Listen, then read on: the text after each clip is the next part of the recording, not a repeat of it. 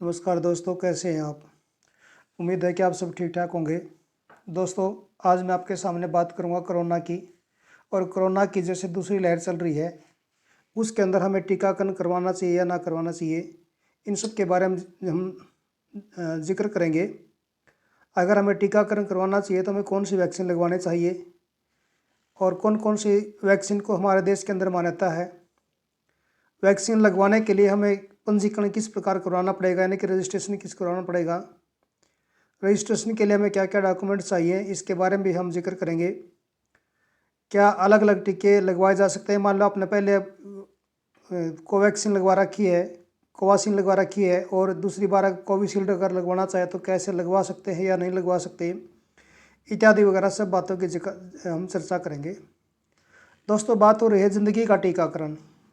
इस समय कोरोना की जो दूसरी सबसे बड़ी लहर चल रही है, वो सबसे खतरनाक लहर है। इस लहर के अंदर जो युवा वर्ग है उसको युवा वर्ग ज़्यादा प्रभावित हुआ है। पहले जो लहर आई थी करीब करीब 1 साल पहले, उसमें जो बुजुर्ग थे यानी कि अबव 50 के जो लोग थे वो ज़्यादा प्रभावित थे। लेकिन इस लहर के अंदर जो लोग बिलो 40 हैं वो ज़्यादा प्रभावित हैं। तो ज़िंदगी का टीकाकरण यानी कि हमें कोवैक्सीन का टीका लगवाना चाहिए या नहीं लगवाना चाहिए, इसके बारे में हम आज जिक्र करेंगे। कोविड-19 से खुद को, परिवार को, देश को बचाने का एक ही तरीका है, टीकाकरण। जिन देशों में बहुत तेज़ी से टीकाकरण हुआ है अब इस वायरस से बहुत हद तक कम प्रभावित हो रहे हैं। वैज्ञानिकों ने दिन रात एक करके बहुत ही कम समय में हमारे सामने टीका ला कर रख दिया है। अब हमें ये टीका लगवाना चाहिए। इस टीके को लेकर बहुत सारी भ्रांतियाँ भी समाज में फैल रही हैं, लेकिन याद रखिए टीके वैज्ञानिक अनुसंधान यानी कि साइंटिफिक रिसर्च और एक पूरी प्रक्रिया के बाद स्वीकृत किए गए हैं और हमें टीका लगवाना चाहिए। कुछ बातों का हमें ध्यान भी रखना चाहिए टीका लगवाने से पहले भी और लगवाने के बाद भी।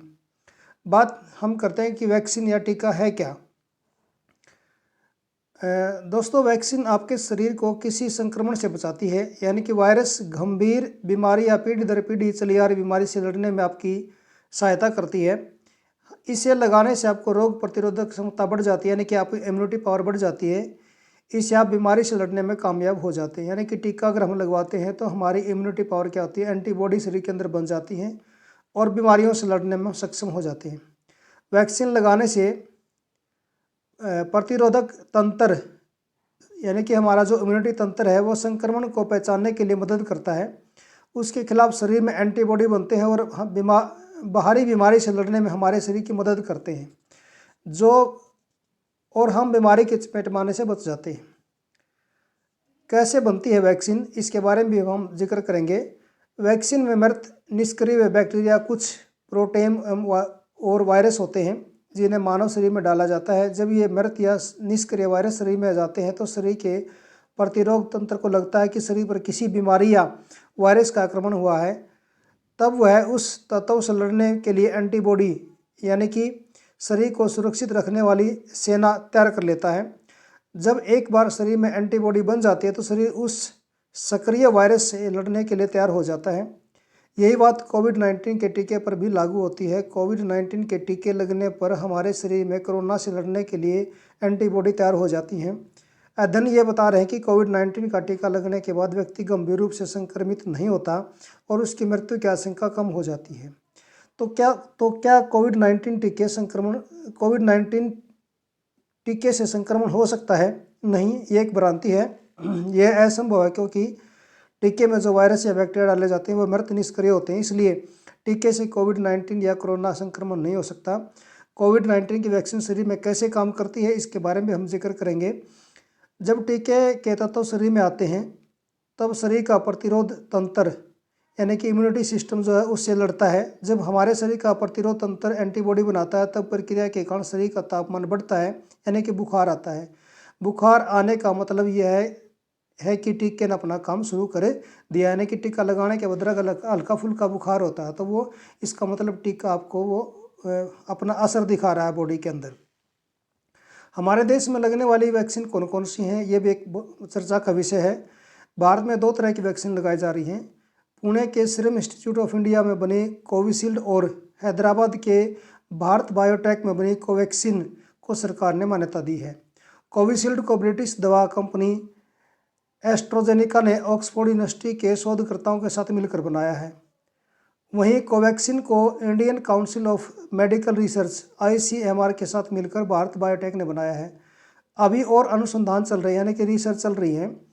विदेश के कई अन्य वैक्सीन निर्माता भारत में अपनी वैक्सीन दे सकते हैं, इस पर बातचीत चल रही है। अभी कुछ देशों ने हमारे को वैक्सीन दी भी है, जैसे रूस की स्पुतनिक वैक्सीन भी आ चुकी है, उसको भी मान्यता ICMR के द्वारा मान्यता दे दी गई है। रूसी वैक्सीन स्पुतनिक को भारत सरकार ने मंजूरी दी है। भारत सरकार ने हाल ही में अमेरिका, जापान, इंग्लैंड, यूरोप और विश्व स्वास्थ्य संगठन से मंजूर वैक्सीन को भी कुछ शर्तों के साथ इमरजेंसी अप्रूवल देने का फैसला किया है। इसके साथ ही सरकार ने Pfizer, Moderna, Johnson and Johnson जैसी कंपनियों से भी भारत में वैक्सीन उपलब्ध कराने की अपील की है। ये वैक्सीन भी अगले कुछ महीनों तक भारत में उपलब्ध हो सकती हैं। क्या सभी वैक्सीन का असर एक जैसा होता है? एक क्वेश्चन हमारा ये भी उठता है कि हमने वैक्सीन ले ली है तो क्या सभी का असर एक जैसा होता है? इसके ऊपर मैं बताना चाहता हूँ कि सभी वैक्सीन की कोरोना से बचाने की प्रभावशीलता अलग अलग है, 66% से लेकर 95 तक। पर राहत की बात यह है कि टीकाकरण के बाद अगर किसी व्यक्ति को संक्रमण होता है तो वह गंभीर स्थिति तक नहीं पहुंचता। भारत में दोनों ही वैक्सीन गंभीर लक्षणों से लड़ने में 100% प्रभावी हैं, यानी कि 100% अपना प्रभाव दिखाती हैं। इस वजह से विशेषज्ञों का कहना है कि सभी लोगों को वैक्सीन जरूर लगवानी चाहिए। एक बात और आती है कि क्या तनाव की वजह से टीके का असर कम हो जाता है? यानी कि कई बार ऐसा होता है कि मनुष्य टेंशन में होता है तो क्या उसको इसका असर कम होता है? ये क्वेश्चन उठता है। कोविड संकट के इस दौर में दुनिया के ज़्यादातर लोग मानसिक स्वास्थ्य से जुड़ी दिक्कतों और तनाव से पहले ही जूझ रहे हैं। घरों में अकेला रहने, बाहरी दुनिया से कम संपर्क, आर्थिक दिक्कतों के कारण तनाव होता है। तनाव के कारण इंसान का प्रतिरक्षा तंत्र वैसे ही कमज़ोर हो जाता है।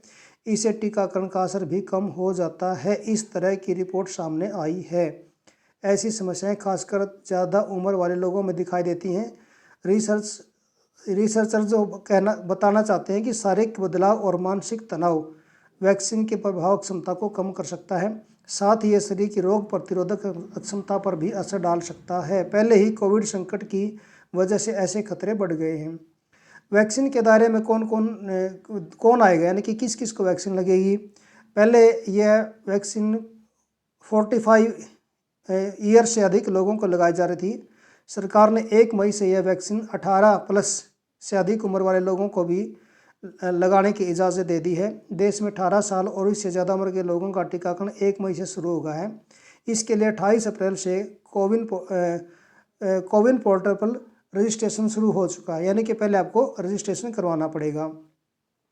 इसके साथ आपको रजिस्ट्रेशन कैसे करना पड़ेगा? इसके साथ ही आरोग्य सेतु और उमंग ऐप पर भी आप अपना रजिस्ट्रेशन करवा सकते हैं। कोविन पोर्टल तो है ही, इस पर जाके आप इसकी एक साइट बता देता हूँ आपको, https://selfregistration.covian.gov.in पर आप रजिस्ट्रेशन कर सकते हैं। पंजीकरण के लिए किस पहचान पत्रों की आवश्यकता होगी? ये भी एक ज़रूरी डॉक्यूमेंट्स हैं। पासपोर्ट साइज़ 2 फोटो के साथ नीचे दी गई किसी भी पहचान पत्र के जरिए आप रजिस्ट्रेशन करवा सकते हैं। आपका आधार कार्ड होना चाहिए आपके पास, या आपके पास ड्राइविंग लाइसेंस हो, श्रम मंत्रालय से योजना के तहत जारी स्वास्थ्य बीमा स्वास्थ्य कार्ड हो, महात्मा गांधी राष्ट्रीय ग्रामीण रोजगार गारंटी अधिनियम जॉब कार्ड आपके पास हो, उससे भी आपका काम चल जाएगा, या सांसद विधायकों को जारी किए गए आधिकारिक पहचान पत्र हो, या आपका पैन कार्ड भी आपका हो सकता है। बैंक डाकघर द्वारा जो पासबुक है वो भी आप एक पहचान पत्र के रूप में दे सकते हैं। पासपोर्ट दे सकते हैं। पेंशन का कोई डॉक्यूमेंट्स अगर आप पेंशन ले रहे हो वो दे सकते हो। केंद्रीय, राज्य, सार्वजनिक लिमिटेड कंपनियों द्वारा कर्मचारियों को जारी किए गए पहचान पत्र वो भी आप दे सकते हो, या वोटर कार्ड। इनमें से जो मैंने बताए हैं कोई भी एक ID देकर आप उस ID का नंबर देकर आप रजिस्ट्रेशन करवा सकते हैं, या खुद भी रजिस्ट्रेशन कर सकते हैं। रजिस्ट्रेशन के बाद हमें क्या करना है? रजिस्ट्रेशन के दौरान ही आपको अस्पताल, उपलब्ध तारीख और आपके जाने का समय चुनना होगा।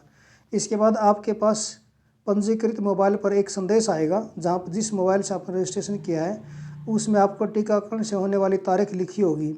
उसके बाद आप निर्धारित समय पर जाकर टीका लगवा सकते हैं। ध्यान रहे, टीका लगवाने के लिए जाते समय अपने साथ पहचान पत्र ले जाएं, जो आपने पंजीकरण के समय दिया था, यानी कि जिस पहचान पत्र को लेकर आपने रजिस्ट्रेशन करवाया है, जब आप टीका करवाने जाते हैं तो वो भी आपने साथ में लेके जाना है।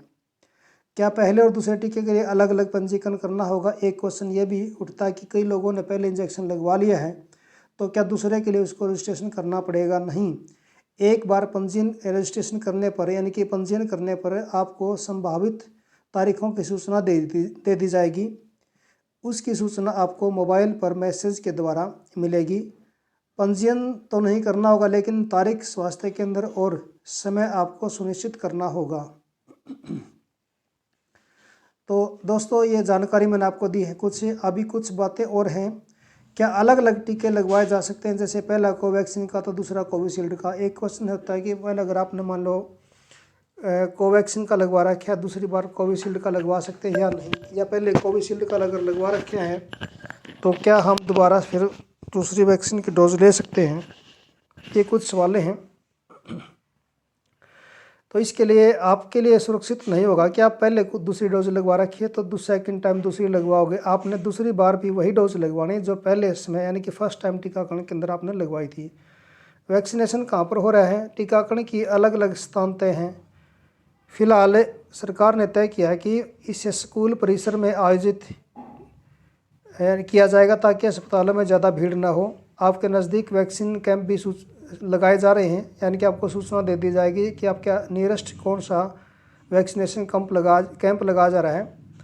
आपके नज़दीक के स्वास्थ्य केंद्र, आंगनबाड़ी, आशा कार्यकर्ता से पूछ सकते हैं। आप अपने पड़ोस में, अपने आसपास होंगे। इसके अलावा अपने व्हाट्सएप नंबर, एक व्हाट्सएप का नंबर जारी कर रखा है सरकार ने 9013151515 पर, यानी कि 9013151515 नंबर पर नमस्ते लिखकर भेज सकते हैं। आपके नज़दीक टीकाकरण के बारे में सारी जानकारी मिल जाएगी। यह सरकार की ओर से कोरोना हेल्प डेस्क नंबर है और ये वैक्सीन जो है निःशुल्क लगाई जाती है, यानी कि फ़िलहाल सरकार इस पर कोई भी शुल्क नहीं ले रही है। सरकारी अस्पतालों में यह सुविधा भी निःशुल्क उपलब्ध है। टीकाकरण के शुल्क पर समाचार माध्यमों से नवीनतम सूचनाएं भी सरकार समय समय पर जारी कर रही है। क्या टीका लगवाने जा रहे हो तो किन बातों पर हमें ध्यान रखना होगा, यानी कि जब हम वैक्सीनेशन के लिए जाते हैं तो हमें क्या और किन बातों पर ध्यान करना होगा। अगर आपको किसी खास दवाई या चीज़ से एलर्जी है, सपोज करो आप पहले से बीमार चल रहे हो और आपको किसी चीज़ से एलर्जी है, तो कोरोना का टीका लगवाने से पहले डॉक्टर की सलाह ले लेनी चाहिए। कंप्लीट ब्लड काउंट, यानी कि सी रिएक्टिव प्रोटीन CRP या इम्यूनोग्लोबिन E लेवल की जांच करवाकर हमें देख लेनी चाहिए कि सब ठीक है या नियंत्रण में है नहीं है, तो उसके बाद ही हमें जो है वैक्सीनेशन करवानी चाहिए। अगर टीका लेने से पहले कोई दवाई खा लेने को कहा गया तो हमें ज़रूर खा लेनी चाहिए। टीकाकरण को लेकर किसी तरह का तनाव न पालें, बिल्कुल सहज रहें, क्योंकि तनाव में टीका काम नहीं करता। डायबिटीज़ या ब्लड प्रेशर के मरीज़ को टीका लेने से पहले शुगर और ब्लड प्रेशर लेवल को सामान्य स्तर पर लाने की ज़रूरत है। यदि इनका स्तर सामान्य नहीं है तो वैक्सीन नहीं लगवानी चाहिए। यदि आप खाली पेट हैं, आपका स्वास्थ्य बेहतर नहीं लग रहा, तो अच्छा है कि इंतज़ार कर लें। सेहत ठीक होने पर ही टीकाकरण करवाएं। कैंसर के मरीजों को और अधिक, खासकर जिनको कीमोथेरेपी हुई है, उन्हें डॉक्टर की सलाह लेने के बाद ही वैक्सीनेशन करवानी चाहिए। कोविड होने के 4 या 5 सप्ताह बाद वैक्सीन नहीं लगवानी चाहिए, यानी कि बार जब कोई पेशेंट होता है, उसको कोरोना हो जाता है, तो उसको 8 हफ्ता तक जो है वैक्सीन नहीं लगवानी चाहिए। कोविड के इलाज के दौरान जिन्हें ब्लड प्लाज्मा या मोनोक्लोनल एंटीबॉडी चढ़ाया गया हो, या फिर जो पिछले 1.5 महीने से में कोरोना में संक्रमित हुए हैं, उन्हें भी वैक्सीन नहीं लगवानी चाहिए। टीका लगवाने के बाद वैक्सीन सेंटर में तब तक जरूर रुकें जब तक आपको जाने की अनुमति न दी जाए। सेंटर में आपको इसलिए रुकने को कहा जाता ताकि परखा जा सके कि टीका लगने से आप में कोई साइड इफ़ेक्ट तो नहीं हुए हैं। कभी कभी अगर साइड इफ़ेक्ट हो जाता तो उसमें घबराना भी नहीं चाहिए। जहाँ सुई चबोई गई है, जहाँ पर यानी कि टीका लगा, वहाँ थोड़ी देर सूजन या हल्का दर्द आपको महसूस हो सकता है और ये सामान्य लक्षण है। आमतौर पर 3 से 5 दिन में सूजन और दर्द अपने आप दूर हो जाता है। संभवतः थोड़ी थकान और ठंड भी महसूस हो सकती है, इसमें घबराने की कोई भी बात नहीं है। वैक्सीन हमारे प्रतिरक्षा तंत्र को बाहरी खतरों से लड़ना सिखाता है। कोविड-19 वैक्सीन की शरीर में कोरोना वायरस के संक्रमण के खिलाफ लड़ने की ताकत पैदा करती है, लेकिन हमें कुछ सप्ताह लग जाते हैं ये समझे कि वैक्सीन लगा ले तो अगले ही पल आप कोरोना वायरस से सुरक्षित हो जाएंगे। ऐसा नहीं होगा, यानी कि कुछ समय आपको लगेगा। ऐसे में टीका लगवाने के बाद भी कोरोना संक्रमण से बचने के लिए तय निर्देशों का पालन हमें करना होगा। हमें मास्क लगाना होगा, सुरक्षित दूरी बनाए रखनी होगी, खांसने छींकने के दौरान एहतियात बरतना जैसे निर्देश शामिल किए गए हैं। क्या टीका लगने के बाद तबीयत बिगड़ सकती है? एक क्वेश्चन हमारा ये भी है। टीकों का यह सामान्य व्यवहार है। कोविड से पहले जब हम बच्चों का टीकाकरण करवाते थे उनको भी 2 दिन हल्का सा बुखार होता था। कोविड वैक्सीन के बाद भी आपका शरीर प्रतिक्रिया करता है, जिससे आपको 1 या 2 दिन हल्का बुखार हो सकता है। यदि आपको भय है तो टीकाकरण करवाते समय भी आप पूछताछ कर सकते हैं। ऐसी स्थिति में आप पैरासीटामोल टैबलेट अपने साथ रख सकते हैं और बुखार आने पर ले सकते हैं। कई बार जहां वैक्सीन लगती है वहां पर थोड़ी सूजन भी हो जाती है। कोविड वैक्सीन लगवाने से पहले नियमित रूप से खूब पानी पिए। तरबूज, खीरा, ककड़ी, ये है ककड़ी जैसे फल हैं या भरपूर फलों का हमें सेवन करना चाहिए।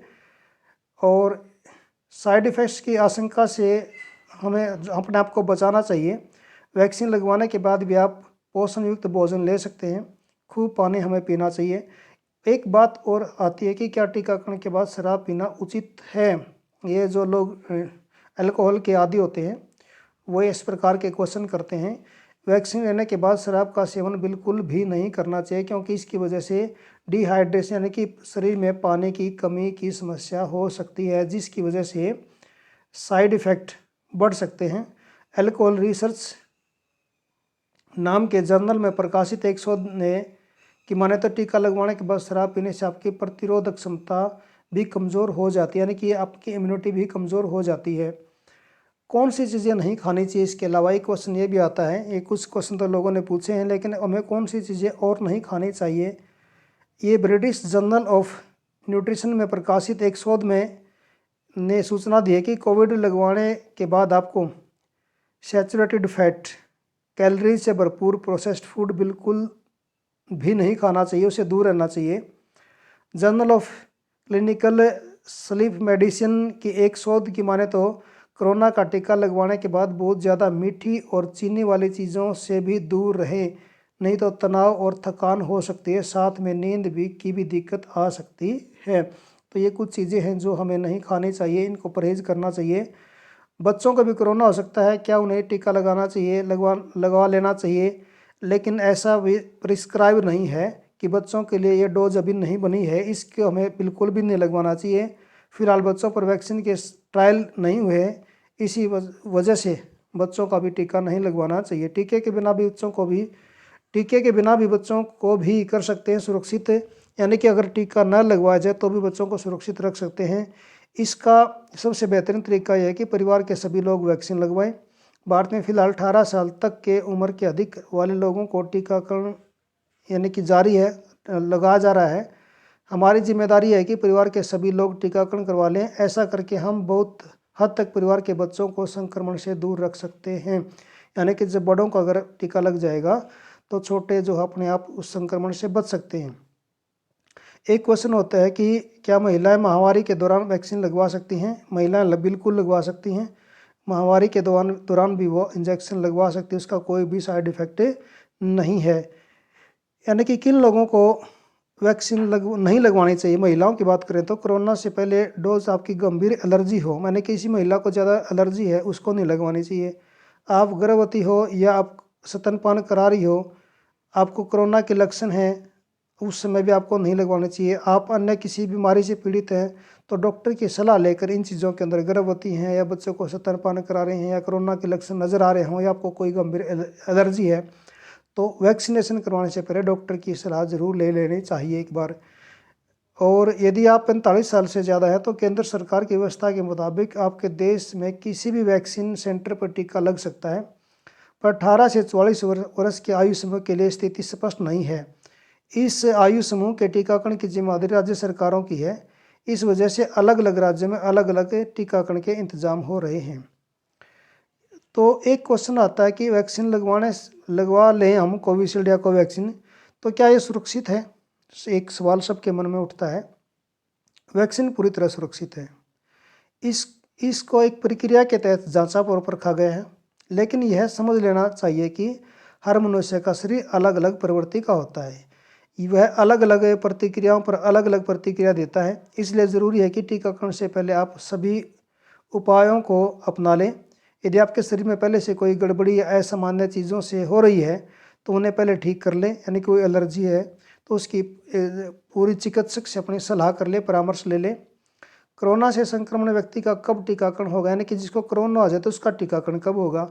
कोरोना की जंग जीतने वालों को रिकवर होने के 4 से 8 सप्ताह बाद ही वैक्सीन लगाई जा सकती है। इसी तरह यदि कोई संदिग्ध मरीज है तो उसे फिलहाल वैक्सीन नहीं लगाई जानी चाहिए। एक क्वेश्चन और है, क्या सीधे अस्पताल पहुंचकर वैक्सीन लगवा सकते हैं? नहीं, केंद्र सरकार ने इसके लिए एक रजिस्ट्रेशन अनिवार्य कर दिया है। 18 से 44 वर्ष के समूह के लोगों को वैक्सीन लगवाना राज्य सरकारों की जिम्मेदारी है। साथ ही कुछ निजी अस्पताल भी वैक्सीन लगा रहे हैं, पर सिर्फ उन लोगों को जिन्होंने आरोग्य सेतु ऐप या कोविन पोर्टल पर अपना रजिस्ट्रेशन करवा रखा है उनको ही वैक्सीन लगेगी। बाकी आप सीधे मेडिकल में जाके वैक्सीन नहीं लगवा सकते। एक क्वेश्चन और है कि क्या कोविड वैक्सीन लगवाने के बाद रक्तदान कर सकते हैं? नहीं, कोविड वैक्सीन लगवाने के कुछ दिन तक आप रक्तदान नहीं कर सकते। यह अवधि दूसरे डोज लेने से 28 दिन तक होगी, यानी कि जब आपने दूसरी डोज भी अगर लगवा लोगे उसके 28 दिन के बाद ही आप ब्लड डोनेट कर पाओगे, उससे पहले नहीं। इसलिए रक्तदाताओं और शारीरिक रूप से स्वस्थ व्यक्तियों को यह अपील की जा रही है कि वैक्सीन लगवाने से पहले अपना रक्तदान अवश्य करें, यानी कि अगर आपने रक्तदान करना है तो वो पहले आप कर सकते हैं। सरकार की तरफ से ये अगर टीकाकरण करवाने के बाद कोई साइड इफ़ेक्ट हो जाता है तो उसके भी हेल्पलाइन नंबर जारी कर रखे हैं, उन पर भी जाकर आप संपर्क कर सकते हैं। एक मेजर सवाल जो बचता है कोरोना महामारी को लेकर समाज में चल रही अफवाहों के बारे में, यानी कि अफवाहें क्या हैं और सच क्या है। एक अफवाह समाज में चलती है वैक्सीन लगवाने से मृत्यु हो जाती है। ये बिल्कुल ऐसा भी नहीं है, इस बात का कोई आधार नहीं है। देश में करोड़ों लोगों की वैक्सीन लग चुकी है, लेकिन डेथ किसी की भी नहीं हुई है। वो अगर हुई है तो किसी और कारण से हुई होगी उसकी। दूसरी अफवाह ये है वैक्सीन लगवाने से बुखार चढ़ जाता है और कोरोना हो जाता है। इसकी सच्चाई ये है कि वैक्सीन लगवाने से बुखार आ जाता है, लेकिन कोरोना होने का आधार नहीं है, बल्कि ये गंभीर खतरों से बचाता है। यानी कि अगर आपको हल्का बुखार होता है तो इसका मतलब आपको जो कोवैक्सीन या कोविशील्ड लगी है वो अपना असर दिखा रही है, इसके लक्षण है ये। एक अफवाह ये है कि हमें कुत्तों वाले इंजेक्शन लगा देते हैं और हमारी किडनी निकाल लेते हैं, ये भी एक अफवाह चली हुई है, लेकिन इसका भी कोई आधार नहीं है। यानी कि इस प्रकार का कोई केस भारत के अंदर अभी तक देखने को नहीं मिला है। एक अफवाह और है, हमें डायबिटीज़ होने पर वैक्सीन नहीं लगवाएं वरना यह बुरा प्रभाव डालेगी। वैक्सीन से पहले शुगर लेवल हमें जांच लेना चाहिए, परंतु शुगर के मरीज़ को टीका लगवा सकते हैं, लेकिन वो डॉक्टर की सलाह के अंदर हमें लगवाना पड़ेगा। एक अफवाह कि वैक्सीन लगवाने से मानसिक रोगियों की संख्या बढ़ जाती है। इस प्रकार का भी कोई आधार नहीं है कि वैक्सीन लगवाने से आपको मानसिक रोग हो जाएंगे, उनकी संख्या बढ़ जाएगी। कुछ अफवाहें चलते हैं कि अविवाहित लोगों को वैक्सीन नहीं लगवाना है, इससे बांझपन हो जाता है, ये जनसंख्या कम करने का एक तरीका है। ये समाज में आजकल बड़ी क्रूरता चल रही है कि भाई इस प्रकार से ये तो बांझपन पैदा कर देता है। इस बात का कोई आधार नहीं है, ये बात असत्य है, निराधार है। और एक अफवाह और है, किसान आंदोलन ने साबित किया है कि कोरोना महामारी नहीं है, बल्कि यह वैक्सीन से जनसंख्या नियंत्रण करने का एक षड्यंत्र है।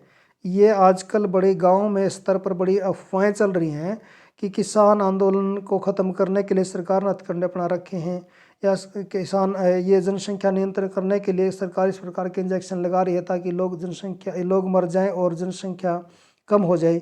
यह भी एक असत्य और निराधार बात है। इस प्रकार की इस बात में कोई सच्चाई नहीं है। एक अफवाह और चल रही है कि शराब सिगरेट के शौकीन लोगों को वैक्सीन लगवाने पर कैंसर होने का खतरा बढ़ जाता है। शराब और सिगरेट पीना स्वास्थ्य के लिए हानिकारक है। टीका नहीं, यानी टीका लगवाने से आपके स्वास्थ्य पर कोई प्रभाव नहीं पड़ेगा, लेकिन शराब अगर पीते रहोगे तो आप उसका बुरा असर जरूर पड़ेगा। कोविड वैक्सीन का पूरी तरह से ट्रायल नहीं किया गया, ऐसी भी अफवाहों का दौर चला हुआ है, लेकिन टीके को पूरी तरह से ट्रायल करने के बाद ही यानी कि पूरे मापदंड करने के बाद ही उसको अनुमति दी गई है और इसके बहुत बेहतर रिजल्ट आ रहे हैं, यानी कि 100% इसके रिजल्ट भी सही आ रहे हैं। तो ये बेवकूफ़ हुआ है। वैक्सीन में चिप लगा हुआ है जिससे आपके दिमाग को नियंत्रित किया जा रहा है, ऐसी भी बातें आती हैं। माइक्रोचिप चिप किसी भी वैक्सीन का हिस्सा नहीं है, यानी कि वैक्सीन में कोई भी चिप नहीं है। ये सिर्फ खाली अफवाहें हैं। और भी कुछ अफवाहें हैं जिन्हें मैं जिक्र करना चाहता हूँ आपको, जिन्हें कभी श्वसन तंत्र से संबंधित बीमारी जैसे निमोनिया, दमा आदि, उनकी वैक्सीन लगवाने से मौत हो जाती है, ऐसी अफवाहें चली जाती हैं। नहीं, स्थिति नियंत्रित रहने पर ऐसा कोई खतरा नहीं होता। वैक्सीन से पहले आपका स्वस्थ होना ज़रूरी है। बुखार होने पर टीका नहीं लगवाना चाहिए, यानी कि अगर आप पहले से बीमार हो तो डॉक्टर की परामर्श के बाद ही टीका लगवाना हमें चाहिए। कोविड हो जाने पर के बाद टीके की ज़रूरत नहीं होती, ऐसा नहीं है। कोविड हो जाने पर 4 से 8 सप्ताह के बाद आपको टीका लग सकता है, लेकिन कोविड के दौरान आप टीका नहीं लगवा सकते। वैक्सीन नहीं लेना चाहिए, इसमें सूअर का मांस मिलाया जाता है, ऐसी भी अफवाहें चली हुई हैं। ऐसा नहीं है, ऐसा बिल्कुल भी नहीं है। भारत में अनुमति प्राप्त दोनों ही वैक्सीन में सूअर का मांस नहीं मिलाया गया है। ये एक अलग चीज़ है, वैक्सीन एक अलग चीज़ है और वो मांस एक अलग चीज़ है। कोरोना की वैक्सीन मुसलमानों की जनसंख्या बढ़ने से रोकने की एक साजिश है। एक बवंडर छोड़ रखा है सोसाइटी के अंदर कि ये तो जनसंख्या नियंत्रण और खासकर मुस्लिम कम्युनिटी की यह वैक्सीन सभी वर्ग के लोगों को समान तरीके से लगाई जा रही है। इसमें कोई षड्यंत्र नहीं है, कोई धर्म, कोई जात, कोई सबको वैक्सीन लगाई जाती है। कोरोना वैक्सीन नहीं लगवाई तो सरकार हमारी पेंशन बंद कर देगी, इस प्रकार की अफवाहें जो है समाज के एक तबके में चलाई जा रही हैं, ये असत्य बात है। इससे पेंशन का कोई भी संबंध नहीं है। सरकार का एक ही मोटिव है कि सभी जन स्वस्थ रहें। कोरोना वैक्सीन नहीं लगवाए तो हमारा सरकार राशन बंद कर देगी, ये बात भी बिल्कुल असत्य है। पिछले 1 साल से जो उनको राशन मिल रहा है वो राशन अभी भी मिल रहा है और जारी रहेगा। वैक्सीन से खून के थक्के जम जाते हैं। अब तक करोड़ों लोगों का वैक्सीनेशन हो चुका है। इस तरह के मामले नहीं आ रहे हैं। हल्का फुल्का अगर किसी को बुखार के लक्षण जरूर नजर आते हैं, लेकिन खून के थक्के जमने का कोई भी सबूत अब तक नहीं मिला है। महिलाओं को महामारी के समय टीका नहीं लगवाना चाहिए, इस तरह की कोई अनुशंसा नहीं की गई है। महामारी में भी टीके का आप लगवा सकते हैं, महामारी के दौरान भी आप टीका लगवा सकते हैं। तो दोस्तों, ये कुछ बातें मैंने आपके साथ शेयर की हैं कि मैं टीका क्यों लगवाना चाहिए, टीकाकरण किस प्रकार करवाना चाहिए, उसका रजिस्ट्रेशन किस प्रकार से होगा, इसके क्या नफ़े हैं, नफ़ा हो सकता है, क्या नुकसान हो सकता है, हमें क्या खाना चाहिए, क्या नहीं खाना चाहिए, और कब हमें टीका नहीं लगवाना चाहिए, और कुछ समाज के अंदर जो फैली अफवाहें और सच, वो भी मैंने आपके सामने रखा है। उम्मीद है कि आपको ये सारी बातें पसंद आई होंगी। तो मिलते हैं अगली वीडियो में एक नई जानकारी के साथ। आज के लिए इतना ही, धन्यवाद।